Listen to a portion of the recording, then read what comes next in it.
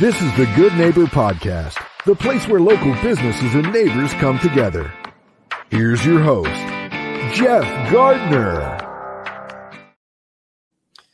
Welcome to another episode of the Good Neighbor Podcast. Today we have another good neighbor on, Sonya Hayes of Studio Design and Shayes Design, and this is our Halloween special. So that's why I am dressed up as a Greek god, kind of look like a senator. And Sonya, what are you dressed up as? Well, I'm Snow White. Snow White. And welcome to the show. I do have a problem, I do have to admit, being Snow White. It doesn't matter how much I sing, the woodland animals are not cleaning my house. If you can figure that one out, let me know, please, because I would love woodland animals to clean my house.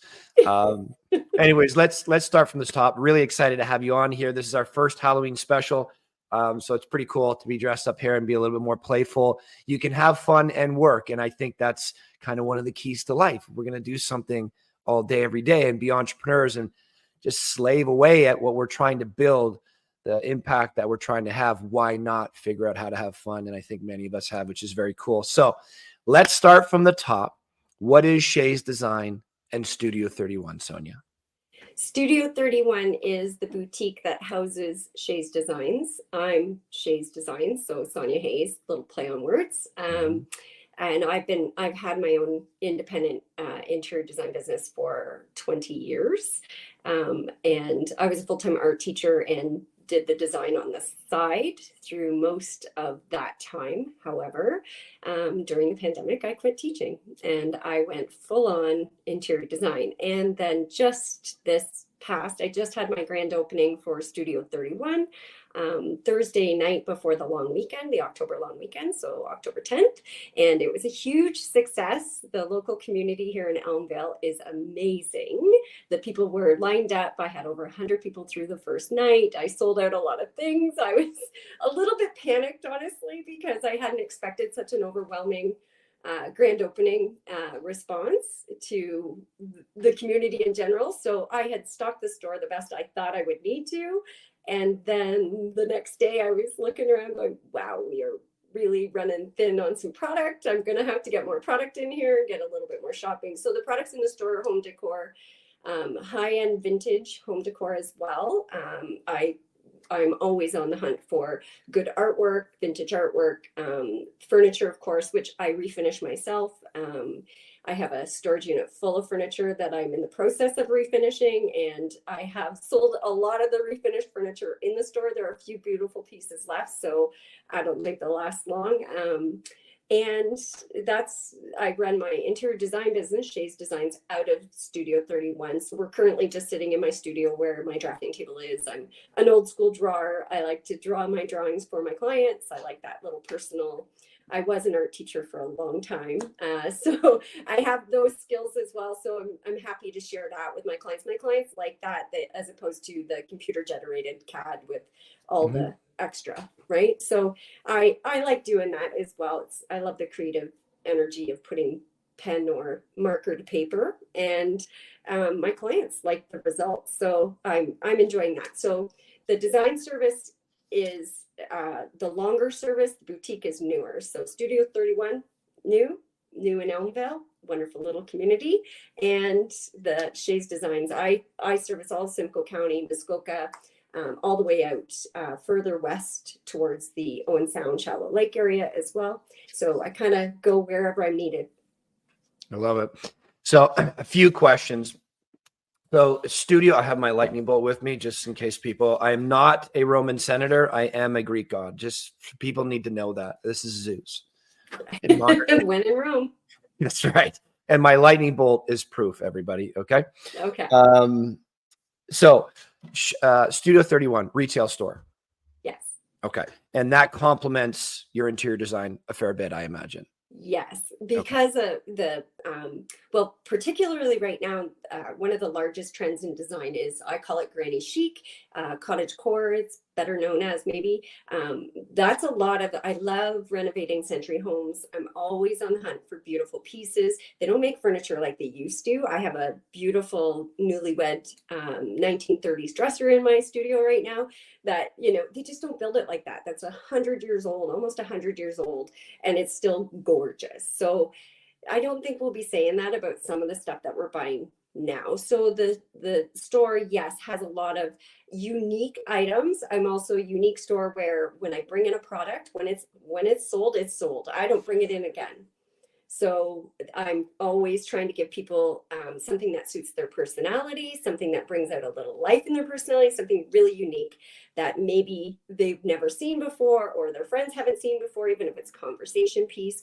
But I also believe in true function as well as beauty. So it needs to be functional, but it needs to be beautiful. In some cases, some people are form or over function or function over form. I believe that you can have both, and I work really hard to bring that into my space and into my retail space. I love it. Yeah, I would definitely be a function over form guy, but certainly want both. I love function. It needs to. Most men are that way, and most women are a little bit on the other side, except for they know that things need to function as well. And I say to my clients, I've actually saved a lot of marriages because the husband will want something very specific, like that ugly old lazy boy, and he really has to keep that. I can make that work in your space, no matter what, no matter how ugly it is. I can make it work in your space. If it's a must-have, I can make that work. So It's so comfortable. That that's right. chair. But there's also the possibility that we could find you a gorgeous lazy boy that's not only functional, but also beautiful. So there's that too, right? So I work really hard to bring all of that to my clients, not just function, not just form, but both. Awesome. I love it. I love it. So something that I'm very interested about, because people come on here to learn about, our audience learns about local businesses, but the vast majority of them know that we're a marketing company, that we help scale businesses, and we're storytelling for our clientele. And you had a grand opening and you had over 100 people on the first night. So Yep. you had never had a retail store before, and you're an No. interior designer. You've been in the business for a long time, but it sounds like you really went all in during COVID. How did you market to get people to show up to that? This is something that many businesses want to know. Yeah. I think we all understand that marketing is powerful, but how do we do it? Because there are different tools for different jobs. I look at it, all marketing as being beneficial, Yeah. but it has to be the right thing for the right thing, the right tool for the right job. So how did you get 100 people to show up in your first night? Full disclosure. Please. I'm horrible at social. I'm horrible. Like I can do it. I'm not horrible. I just don't have the time. I'd rather somebody else take that on and do that for me. However, that was how I did it. I did a Facebook event, and I did I do some regular reels on my Instagram that I've received a lot of new followers, and on my Facebook page I have quite a few followers as well, so I guess the word got out. But also locally, I had a soft open before that, so locally people were already sort of aware that I was about to do the grand opening. And then I shut the store down for the week of the grand opening, totally closed all the blinds, nobody could see what was happening, transformed the store again, and then did the grand opening. And I had a couple of little key things for the grand opening. First of all, I asked for nice weather. So that happened. I'm not saying I have a lot of pull up there, but I did put out prayer. So to get good weather, I have my dad has an old 1962 Studebaker. It's gorgeous, and I asked him to please park that in front of the store because it really fit with the retro feel of everything else. And my store is just a classic, beautiful red brick, black windows, big door, that sort of thing. So I needed that car out front to start bringing in some of the, hopefully the husbands as well, which actually worked out great. Dad stood outside, talked to all the husbands, all the wives came in, did some shopping, all that sort of fun stuff. So during that time when I was sort of planning everything, I was letting people know that we were doing the grand opening. Welcome, come on in. This is what I do. This is what this is about. And just for your information, we're going to be transforming the space and we'll be opening again. And so before you go on, Sonia, who were you letting know? Were you letting them know online or in person, people walking by? Both. All of the above. Anybody walking by, I was always out watering flowers out front, and I have this cutest little dog who sits in the window all the time, and she really wants, everybody sees her, everybody wants to come in and meet her. She's actually sleeping on me right now. So, Can we see her? Yeah, this is Rosie. She's my woodland animal. Oh my God. So she's your marketing guru right there. That's why you sold out. Yeah. Look at So that tooth hanging over her lip. I I know, love her it. little snaggletooth, we call her. My brother calls her Buck, says she looks like Buck from Ice Age. I said, no, look how cute she is. There's no She's way. much So cuter than Buck. much cuter than Buck. It's those eyelashes to die for. She's got gorgeous eyelashes. So she does bring in a lot of people. People love Rosie. So she tries to sit in the front window as often as she can. She's a pretty good shop dog, so she's in here all the time. So people started, oh, why is that doggy in the window? Not how much is that doggy in the window, because she's priceless. Yeah. But so I think that really helped. And the other, I think, smart marketing on my part was in Elmvale, the Fall Fair is one of the biggest weekends of Elmvale's, big events. They do the Maple Syrup Festival and they do the Fall Fair. And the whole town shuts down for Fall Fair. So I did it the Thursday night before the Fall Fair was the grand opening, the open house where I invited people in and, have a glass of wine, have a bite to eat, have a shop around, that sort of thing. And then Friday was the parade. So there were hundreds of people out in front of the store. And then Saturday, it just kept coming because of the Fall Fair. And the weather was perfect all weekend. So I think, the big guy upstairs helped me with a little bit of the marketing with the weather. And the Fall Fair situation was just the perfect weekend to do my grand opening. So I was just sort of planning in advance how I would, what would be the best to have my grand opening, even if I did a soft open before, which I did. So that's how I got so many people through. And now it's all word of mouth. Again, I'm terrible at social and I haven't done very many posts since, but I'm working on it. I'm working on it. Yeah, and you're on a podcast right now. So I really hope people heard that. She has a storefront, number one. She was telling people on social media and in person, number two, put a fancy car out front, planned it on an extremely high traffic weekend with good weather. You had wine and you had food there as well? Yes. Okay. Did you send any text messages, emails, current clients? Hey, come by, anything like that, flyers, anything else? No, nothing. Okay. Now, you had current clients show up, I'm assuming. Like, I were did. you? Yeah. So let me ask you this. This is always the question because we deal with a lot of brand new businesses. You are, I'm assuming, fairly established before bringing in Studio 31 because you've been in interior designing for a while? Yeah, I would say a little bit on the DL. Like I've never really had to advertise. I've always had clients and then it's always been word of mouth. So, and then I post some of the befores and afters if I'm allowed to style and stage them. If I'm not, I don't generally post the befores and afters, or if it's a new build. If I can't go in and style and decorate, then I don't generally take photos because I feel like I'm invading their space and I'm moving all their stuff out of the way and I'm, putting in other stuff that maybe isn't theirs. So I often don't do after photos of spaces if I don't get to style them. If I get to style them as well as design them, then I do the befores and afters and I post those. So people kind of see that stuff and they say, oh, wow, we need we need a new kitchen. Oh, call Sonya. If we need a new bathroom, call Sonya, that sort of thing. So it's just, I've had multiple repeat clients as well. I'm working on a client I'm working on their third house. So I did their house in Collingwood. I did their cottage in Muskoka, and then now I'm working on their next.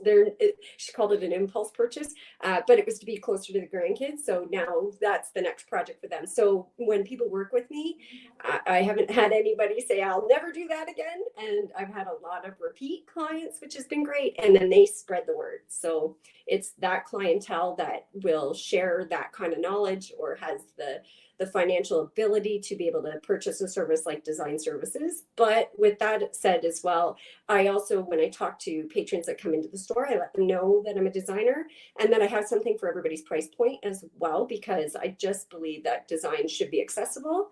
My motto is you got to love where you live, no matter what size, no matter if you own or rent, no matter what your budget. If you want to improve your space, sometimes it's about putting in your own elbow grease. It's not having somebody else do it for you, but maybe getting suggestions from somebody else. And I can do that too. So, give you a sort of step-by-step guide on how to do your own sort of makeover if you want, or transformation. I call them glow ups when you're not tearing down walls, or you're just improving the functionality and the beauty of the space, I call that a glow up. So we give their space a glow up, and I do that as well. So I can do all in glow up and do all the work myself, or I can turn it over to you, give you a step-by-step, this is what you need to do, here's your plan, and turn it over to you as well. So there's lots of options for design services, and I've really honed down on, I guess, my niche, and what I like to do is century homes. And so I'm sort of niching a little bit century homes, but I can do it all, literally from ultra modern to ultra Victorian, whichever way you want to go. I can do it all. And I know there's always a Sonya flair to everything. I don't have a distinct style of my own that I'm aware of, but my clients say they can tell it's mine. They can tell that it was a space I did, because there's just something they say is a Sonya style. I don't know what that means, but I put a lot of love into each space, and I really work hard to listen to the clients and to satisfy what they need. And in a lot of cases, the clients don't even know how to achieve what they need, and they're not even 100% sure of what they need until I sort of guide them through that. So It's a process. I have some pretty in-depth processes created. I did that through a lot of business coaching. In design school, they don't teach you how to run a business. So I went back to school and did a very intensive 1-year program where I learned so much about running. I was getting bamboozled by a lot of people, and I realized that I was burning the candle at both ends, not getting paid that matched that type of output, and then feeling guilty charging clients for, the actual hours I was working. So I worked out another system. So it's not really just an hourly. I can sell hourly packages, but I won't do that until after I have a relationship with you. Then I can sell you hourly packages, so that you can trust that if I say this is a 10-hour package, that I give you updates and say, okay, we're on hour 8. If you want to do more, we're going to be moving on, or we're going to have to buy another package. But I won't do that until I've already established a relationship by either doing a renovation with the client or a glow up with the client previously. I don't generally do hourly packages, because I feel like sometimes it might take me 3 hours to find the perfect lamp. Are you going to pay me $150 an hour to find the perfect lamp if it takes me 3 hours? Hard to justify. So that's, but then the same breath, because I'm so good at what I do, sometimes I can do things very quickly. And am I going to punish myself because I can do something very quickly, because I've been doing it for 30 years? So that 30-year experience of designing homes, I mean, how do you put an hourly rate to that and then feel good about that? Like it doesn't work. You can't pay your bills that way. So I've done a lot of business coaching, and I've got a really good process in place that my clients really appreciate. And in fact, I've had multiple clients say I'm the first designer that's ever really explained why I charge what I charge before I charge them. Yeah.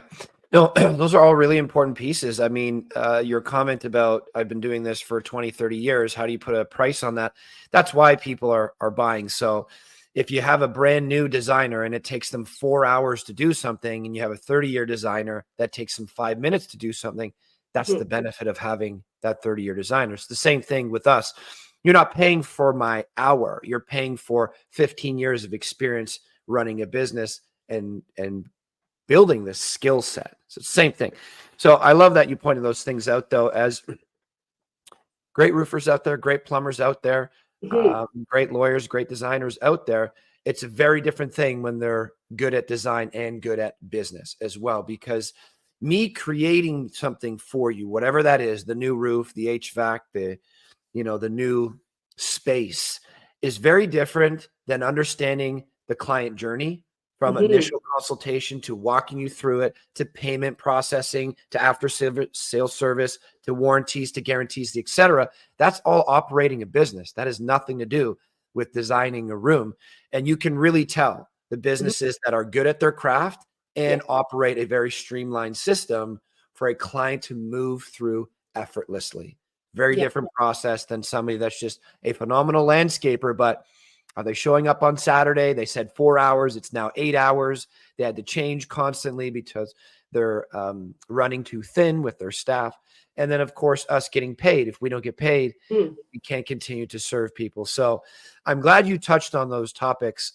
This is about you and your business and the expertise that you bring to the table. But it's not too often that an interior designer or a lawyer will come on here and talk about the business side of it. They talk more about their craft. So I think that's really important.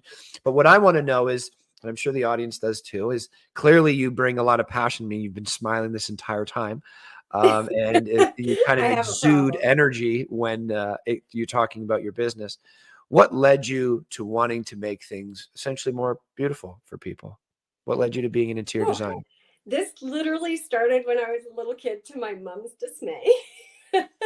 That's usually when it happens. Yeah, I used to move furniture around all the time. And if she was like, if I had a babysitter or something, they weren't paying any attention, I'd say, I'm going to play in my room. And then I would disappear for a couple hours and I'd rearrange all my furniture. And I remember the one time my mom, we had so much big furniture in this bedroom, and she says, how did you do this? And I said, like this, Mama. And I got down on my butt and I pushed the dresser with my feet. And she's looking at the hardware going, I see that. Okay.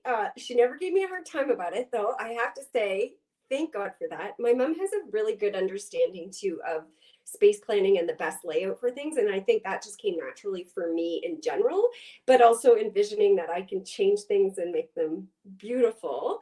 And I even did a co-op in high school for an interior designer. And it was really the catalyst behind, okay, this is what I want to do. When I put myself through school, I couldn't afford to live in Toronto and do the whole Ryerson thing at the time. So I did a college degree in North Bay and was able to live with family for that to save me a lot of money paying my way through school. And I was a graphic designer first, but I still did the design stuff on the side just for, friends and smaller clients and things like that.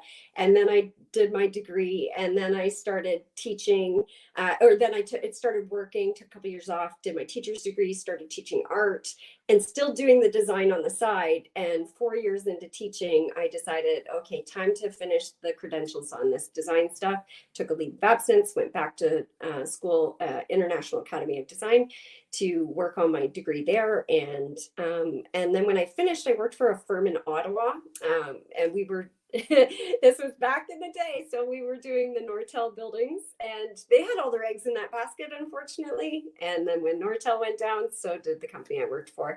That's when I came back to Simcoe County, got back into teaching here, teaching art. I taught in Allenville for 10 years, went to the high school in Angus for 10 years, and then during the pandemic quit. So, and still did the design stuff all on the side, kept it going, worked at multiple companies, and then decided just to off and go on my own. And I love it. I used to call it the fun job, although teaching art is fun. It's the rest of the teaching that's not fun. But the art is still the creative side of things, and getting those kids to go, oh, I get it. I love that. So that's, portrait drawing is one of my favorite things. And, I do specialized courses with that. But I also brought in interior design courses into the high schools that I taught at as well, which most high schools don't have those options because they don't have someone like me with that kind of background that can teach something like that. So when I left both schools, unfortunately, so did the programs, because they didn't have anybody to teach that. So with the design work for me, that's just, I literally can start working on a project and 10 hours go by and I haven't eaten and I haven't gone to the bathroom. I haven't thought about it. I'm like, how did that happen? Where did all that time go? And that's how I know I'm working in my zone of genius, because I feel like if time doesn't exist and I could still keep going, that's what I'm supposed to be doing. I do believe genuinely that God gives us all our own talents to build on, and whether we see that or not is something totally different. I've seen it my whole life. I just didn't know that I could make a genuine living doing it until I decided, no, I can't do this crazy anymore with the education system. I need to really just do what makes me happy every single day, no matter what it is. And it changes all the time. The clients I have are very diverse. The designs I do are very diverse. The projects individually, again, very diverse. I can do basement glow ups to full, century home renovations, gutting it right down to the studs and rebuilding new builds that already plans are done, and I'm just helping the client sort of work through the 101 million decisions to make, which can be overwhelming for people building new. So I love it. I love everything about it. It gets me going. I'm a Pinterest junkie. I'm an HGTV junkie. It's always on in the background. If I'm working, there's something going on in the background that is design related, period. There's almost nothing else on in my space other than that, unless I'm working in a shop, then it's music, of course. So I love it. I love it. I'm going to put you on the spot here a little bit. Okay. So like 1 minute to 90 seconds. Explain to us what beauty means to you. Like, why is it so important to us humans? It's hard for me to describe because it's in my world, but I don't have an eye for it and I don't think about it much. So you ask the expert if you're curious about something like that, somebody that deals with it all day and focuses specifically on altering an environment's beauty to make it more, to change it some way. So why do you think it's so important to us? What does it mean to you? I love that question.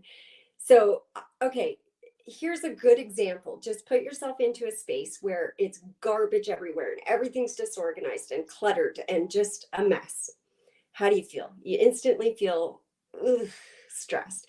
Put yourself into a space that's well organized, beautiful, well set up, functions well, and you feel that. That's an instant, I'm at ease. I really like this. I feel really good. Now, there is a genuine reason for why this happens to us. We are born with this innate ability to see perfection.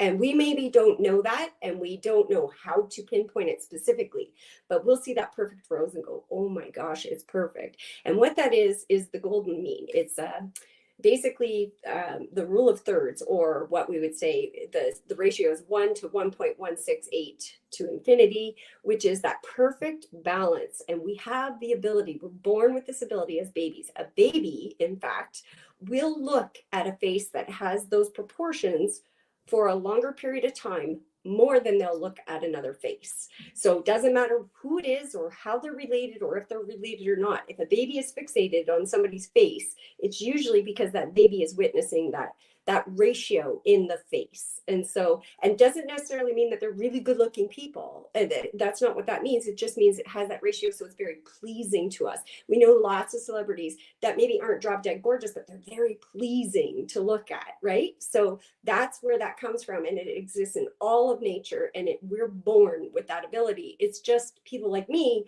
that can bring that to light, because I see it everywhere. I can see that perfect face. I can see that perfect ratio. If you have a second, I have a fun little anecdote about that with a student. I was explaining this to a student and I said, there is one student in here who has the perfect face, because most of us, we split our face in half, we flip it, and we look a little deformed. It's not right. So this particular, and everybody's looking around and they're looking at, the pretty girls and the handsome boys, and they're thinking, okay, which one is it? And I went up to one kid and I said, can I take your picture and prove it to people? And he's like, oh, it's me? And I said, yes, it's you. And he says, yes. So I took the picture, I cut it in half on Photoshop, I flipped it and made it like a mirror image. I posted it, I put it on the white screen, and you could not tell which was the original photo versus the one that I had flipped in half. And that's how that perfect ratio exists. And the only way you could tell is that his logo on his shirt was on both sides. Wow. That was the only way you could tell. So is it from that explanation, it sounds like beauty is a little bit more objective than subjective than I thought, but I imagine it's a combination of both. There's a little bit of objectivity to it, but also in the eye of the beholder type of thing. Correct. And there are ways to amplify it, which is what we do with our space. So with women, we put on makeup. I mean, I don't wear makeup like this every day, but we put on makeup and that amplifies that, or that will help straighten things out a little bit. Or, we work on certain things like that. We do that with our space too. Sometimes you would be looking at something sitting on the coffee table and you just have to move it. And you don't know why you have to move it. You have to move it slightly. You have to move it because it's not in proportion or ratio to whatever it's sitting on, and that's bothering you. So we maybe don't recognize these things, but I do. So that's I think what I bring to the table for most people's spaces is that I can instantly see how to improve it, what to do, even if I'm working with their stuff. I call it shopping your stuff. So I'm just going in and I'm giving you advice, but I can look in and say, oh, you know what? If we move this chair over there and this lamp into this space, that's going to look and function so much better. And we do those little things. People go, I never thought of that. And then, of course, they didn't think it. Why would you think of that, right? Especially when you get used to living with something the way it is. We all do this. There's still a few things that need to get finished, and then we put it off, and then we stop seeing it. So we stop seeing any problems in our space after we've lived there for a while as well. Sometimes those problems amplify, but in a lot of cases, if it's just like visual, we stop seeing it, period. Full stop. And so, quick answer to this. I'm always interested in this as well because I've heard these before. Do you think our exterior environment is a good indication of how we feel on the inside? Or do you think that it's okay? So, how do I say this? Does it start with internally, how I feel internally translates into my exterior environment, and then how it's displayed out there? So, if I'm a mess inside, likely my environment is a mess. Or is it the environment that has more pull on my internal regulation? So even if I'm good, if I'm comfortable, confident, happy, and I walk into a place that's chaos, is that going to affect me more than I internally feel affect the environment? That's a great thing to ponder. So it is both, to tell you the truth. So we know as a teacher for 20 plus years, I recognize the kids that are really struggling because they're not taking care of themselves. They're not showering. They're not, where maybe at one point they were. So it's more than habit. It's becoming, it's the last thing. Themselves is their last priority. Our spaces often can be the last priority too. But sometimes it's just not even a thought in our head about the space. We're just going about our day and we're throwing stuff wherever it is and wherever it lands. If I walk, you or me walk into somebody's space and it's totally disheveled and disorganized, we know that we instantly go, oh. But if it's not dirty, it's just mess. That's somebody else's stuff. That's the way you function. That's somebody else's stuff. So I do think it's a bit of both. I think I don't go into people's like friends' spaces and judge their space. I might say, that lamp would look way better over there. But I don't do that generally. But I do know that when I walk into a space that is really bad, that does say something about our own well-being, because we want to take care of ourselves. Part of that is taking care of the space around us, is the cleanliness, the hygiene, the personal hygiene, but also your environmental hygiene. So in your space, are things tidy but they're still really dirty? Because that's a problem too, right? Is it really clean but things are just a mess? And that happens a lot. Like, you have a young family, your house is going to be a mess. It might be clean, but it's going to be a mess. I don't think that necessarily makes you feel bad. That's just life. That's how we live. And, nobody's house looks like an HGTV magazine. And if it is true and it does look like that, that's probably the opposite problem. That pendulum has swung the other way. If that person is so anal that they're like, the minute you walk in and your shoes are off and they're a little bit just, and they're over fixing that's a problem. So it can swing both ways for sure. I think there can be a nice even balance between, having a space that feels good, having a space that looks good, having a space that functions, having a space that also is clean. And so I think the first priority everybody should have is my space clean, period.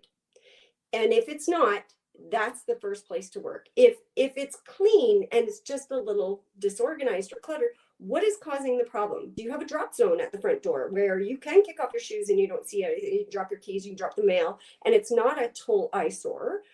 Or is it everybody comes in and we don't know where the keys are? They're on the counter, they're at the front door, they're in the bedroom, they're like, are there systems? So start A, clean. Start B, organized. Start C, what functions, what doesn't function. And then D, how do I improve the look of it now that everything's cleaned, organized, and functions? How do I make it pretty? So I think that's the priority. Mm-hmm. I like it. I like it. The reason why I asked that, and not to get too much on this point, is I've spent a lot of time in the books behind me with leaders and coaches of all different types, and they've been just priceless for moving my life forward and just really enjoying it. I think knowledge can often be very powerful. If you can speed up your learning curve or flatten your learning curve a little bit, it can really give you an edge out there and just enjoy life more. But I've heard many times you walk into somebody's house and their bed's made and everything's clean and everything's clear. You can get a good idea of that person's character, and they're probably the same. They're probably a representation of that environment. But I've seen the opposite to be true. In many cases, I walk in the house, it's perfect, and their life is in shambles. And that's now become their project, their environment. They're avoiding their internal turmoil.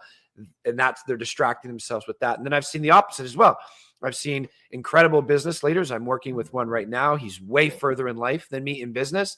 If you walk into his house, I was there the other day, pizza box on the table from like Monday. His bed's not made. His girls, well, not just his girls, but his and her clothes are on the floor. There's laundry everywhere. And I'm like, you guys are incredibly wealthy.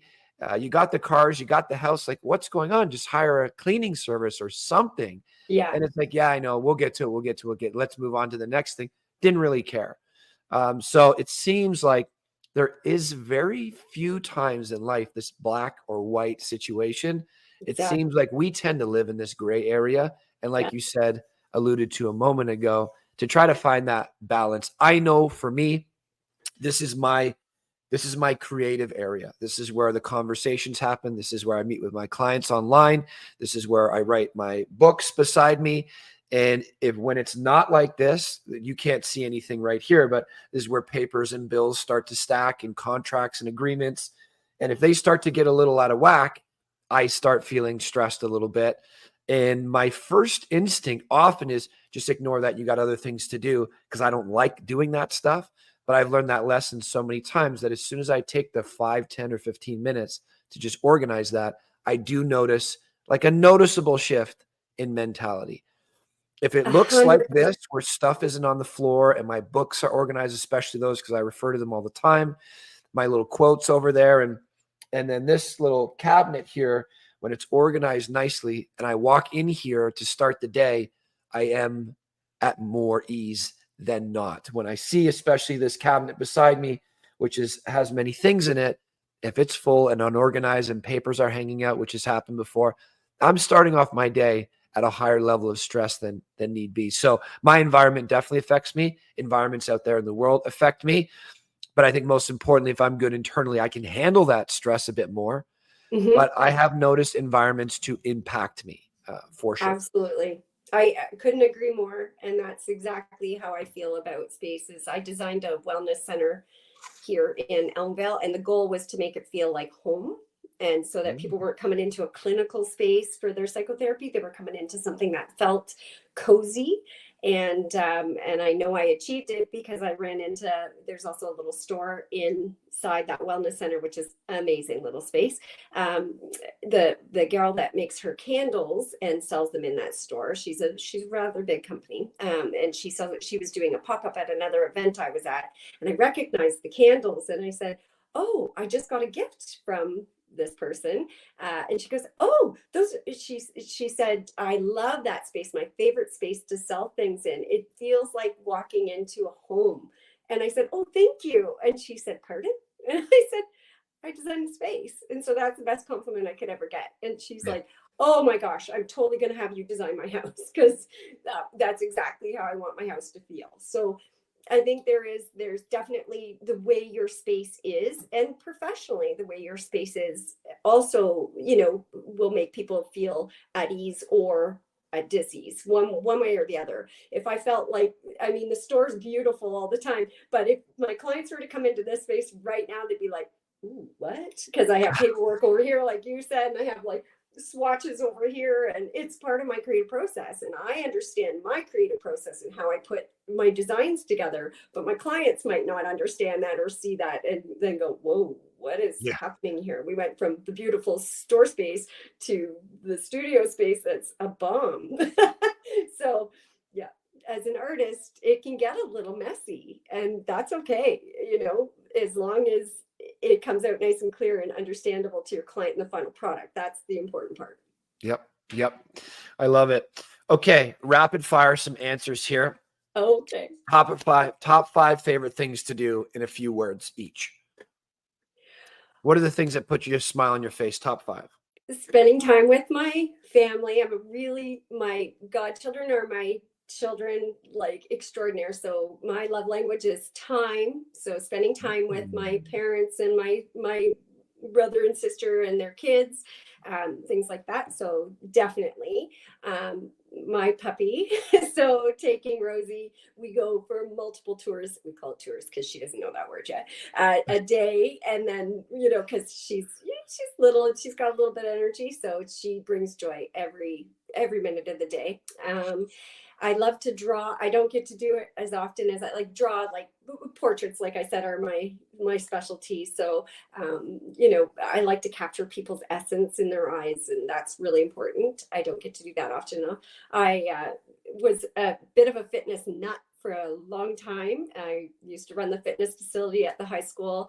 Yes. And I coached every sport and did all that. And sadly, I don't get to do any of that anymore because all my time is taken up with the store and the business and my design work. And so I don't have a lot of time for that anymore, sadly. I got to work that in. I know that's just one of those things that'll come after the business gets rolling a little more independently, where I don't have to be micromanaging everything.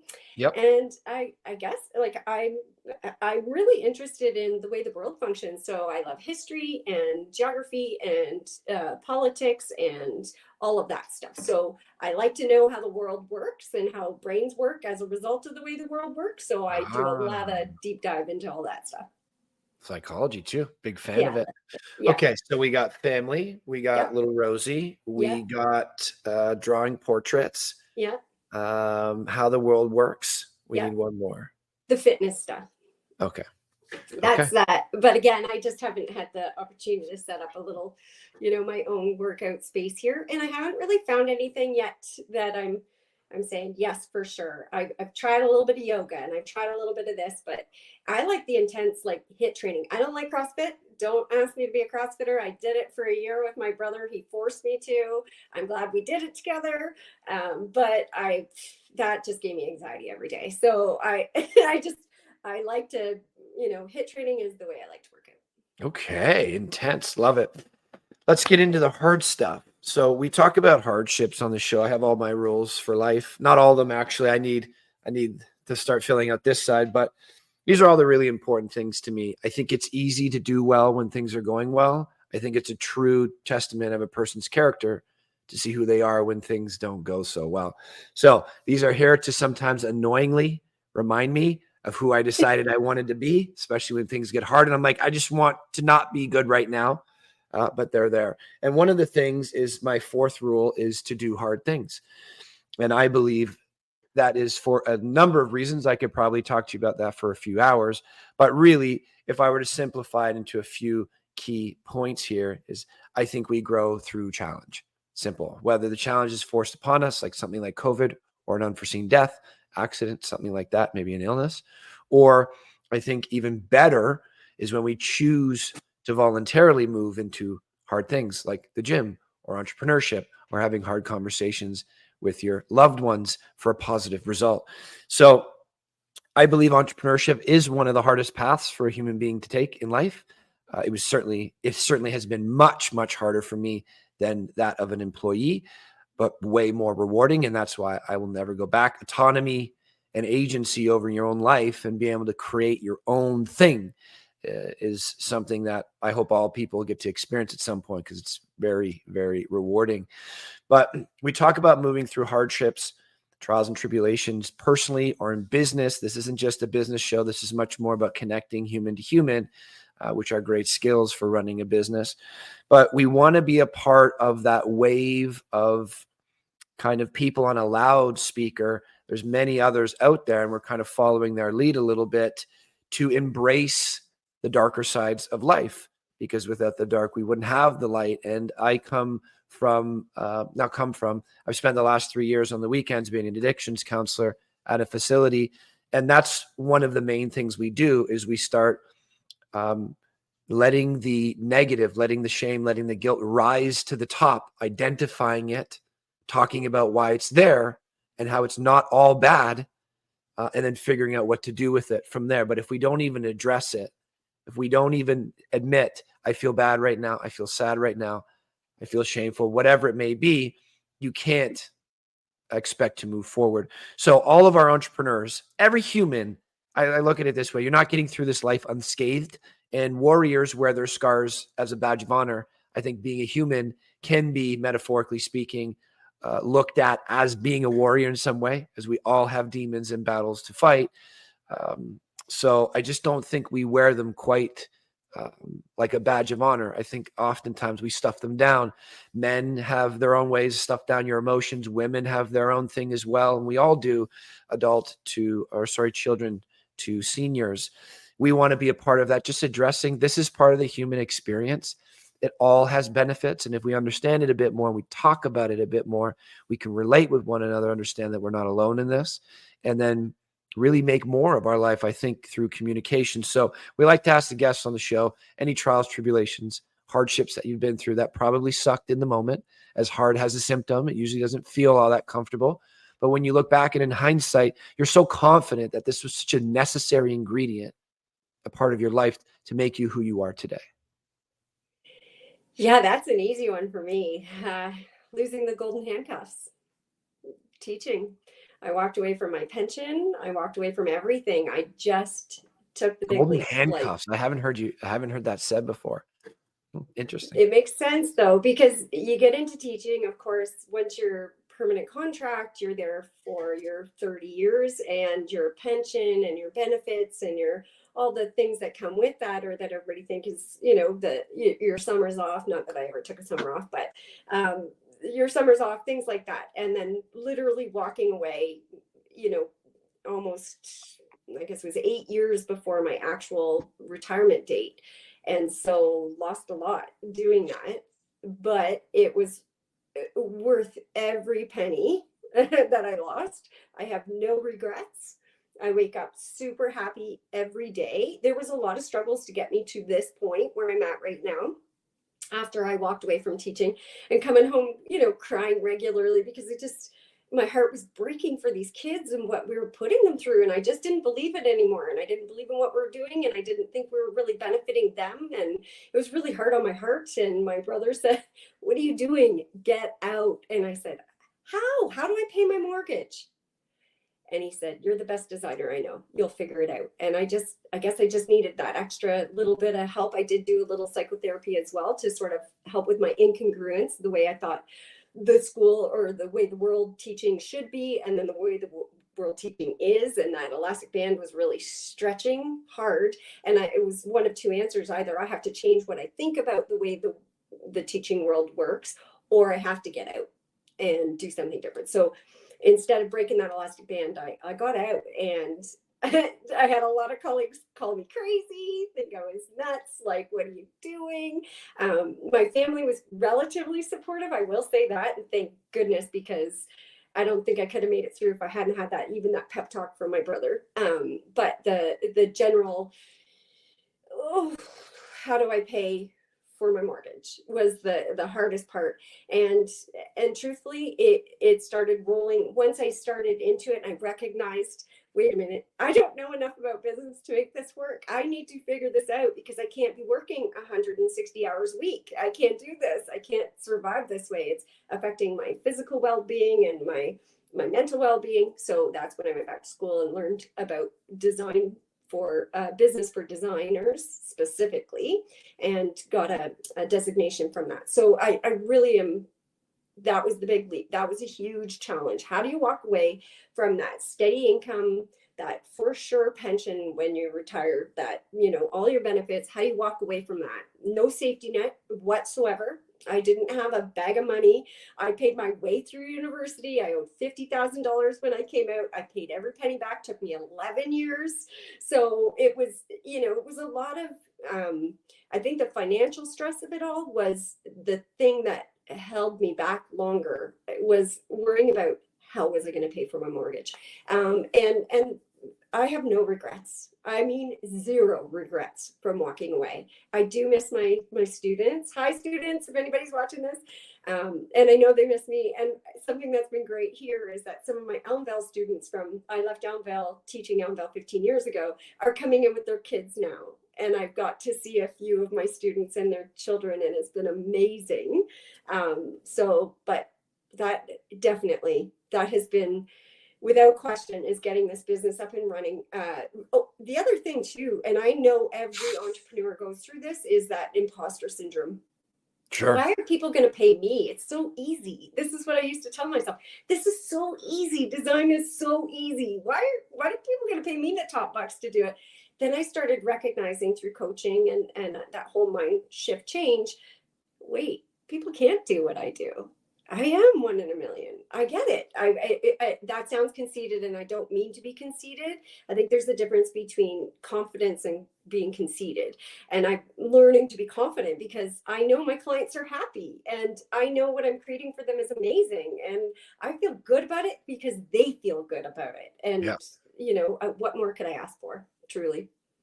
Well said. And yeah, I think imposter syndrome happens for all of us. For me, when I'm teaching my team, as we have people that just finished training 4 days ago, and we have people that have been with us for 8 years, 9 years.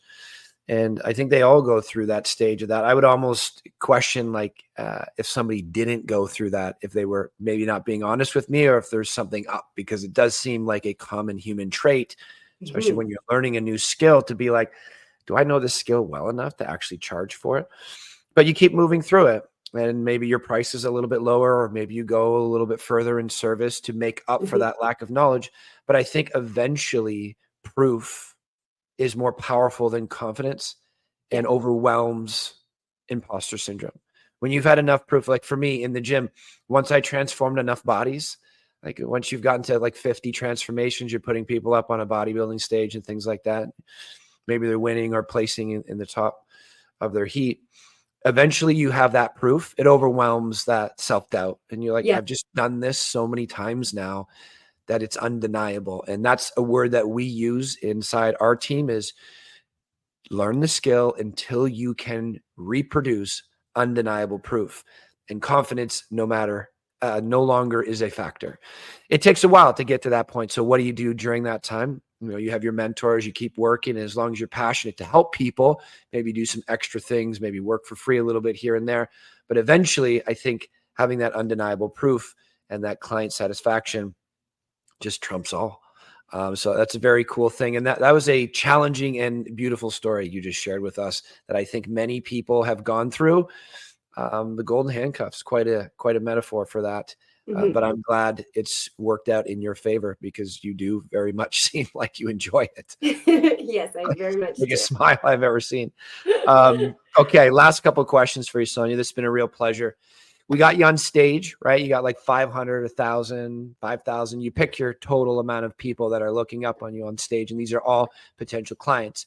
Maybe they're current clients, ex-clients, people that don't know anything about design, but they came there to listen to you tell them one thing for 90 seconds. What do you tell to your audience that's listening right now, that anything regarding your expertise could become a client at some point? Doesn't matter, but you're speaking to them about what Shayes Designs and Studio 31 stand for. What do you say to them? Love where you live, no matter your budget, size, whether you rent or own. Don't think about your space having to be like HGTV. Your space should have your personality in it. Don't know how to find your personality? That's when you start hunting for somebody to help you. There is something out there for everybody's budget. I'm maybe not the designer for every single person out there, But I will tell you what to look for when you are looking for a designer, when you are looking for that help. First of all, are they talking to you immediately about budget? Because it should be the number one conversation you're having with your clients, or very close to. Yes, we want to talk about, okay, these are your needs. Now let's get realistic. What is your budget? So if your proposed designers or people you're looking at don't offer you certain things, how they set up their structure, how they want to work with their clients, how discussing with you how they work with the clients, how they charge their clients, and then what they can do for the client too. I think all of that's important. If the people that you're investigating to help out with making your space beautiful so you love where you live, if those things aren't happening, red flags. You should instantly be comfortable with the people that you're talking to about your space. It's the most important place. We spend the majority of the time in our spaces, especially if we love them. But we might go to work for 8 hours, but then we go home. We might go shopping, but then we go home. We sleep at home. We cook at home. We eat at home. We play at home. We watch movies at home. We do everything at home. So if you don't love where you live, again, no matter what your budget size or space, if you don't love where you live, that's a problem. That's what you need to address. Why don't you love where you live? And if it's just a matter of, well, I don't like the location, but you can't change that, guess what? There are so many other things you can change about that. So it doesn't have to be the ideal house, because I think the younger generation have this idea that they come out and they should have what their parents already have. But they don't understand that their parents worked for 20, 30 years to get to that point. They want to be there instantly. And I think, we have to recognize that we can use hand-me-down furniture and make it look amazing. We can use hand-me-down dishes and make it work and make it eclectic. So curate your space, don't decorate your space, and love where you live. Well said. What's the best way to get a hold of you, Sonya? Socials, phone number, website, email. How do we do that? So on socials, Instagram is Shayes Designs. That's as easy as it gets. On Facebook, it's Sonya Hayes. And you can track me down through my website. It's shayesdesigns.com, and that's designs with an S. And again, Shayes is just Sonya Hayes, just a play on words. And if you want to come see me and you have questions, pop in at 31 Queen Street in Elmvale, Ontario. Awesome. You've been a blast today, Sonya. You just exude energy, and there's few things more pleasing to experience than somebody just loving what they do. I hope that's how people think when I'm sitting down on the other end of the table with them and our team. I'd like to say that we all love what we do. It's not a great feeling when somebody's just there because they feel like they have to be there. Whereas when somebody's passionate about something, even if I'm not into this interior design at this moment, it's like, I just want to learn more. I just want to see what I can start designing, because you've sold me on it because of the joy you bring to the table. And I think that is a unique character trait that you just can't train people to have. That's something that they have to develop on their own, find something that they love and really go all in. And from where I'm sitting, that's exactly what you bring to the table. And you've been a pleasure to talk to, Sonya. Thanks for coming on the show. Thank you. And just one more note, Jeff, is that I did just this past season, I did a podcast studio, was one of my design things. So, and it was terrific. And the podcaster is, I would say, American famous, but he does very well. So it's nice I get to see every time he does his podcast, that beautiful space behind him that I did. So planting a seed. I like it. We've always been thinking about how to make this in person and keep the friction very low, because now people have to drive to your place. But we will be podcasting for quite some time. So I imagine we will figure out some hybrid of it, and maybe we'll be giving you a call for that. You've planted a very powerful seed. Well, your space doesn't look bad. Just FYI, I'm not saying that you need an overmake, but if you're interested in change, just maybe have a look at what I did, the before and after of the podcast studio that I did. I will. Sonya, again, it's been a pleasure. Thank you for coming on the show. Until we speak next, you have a wonderful, wonderful afternoon. Thank you. You too. Thank you for listening to the Good Neighbor Podcast Midhurst. To nominate your favorite local businesses to be featured on the show, go to gnpmidhurst.com. That's gnpmidhurst.com or call 705-413-3775.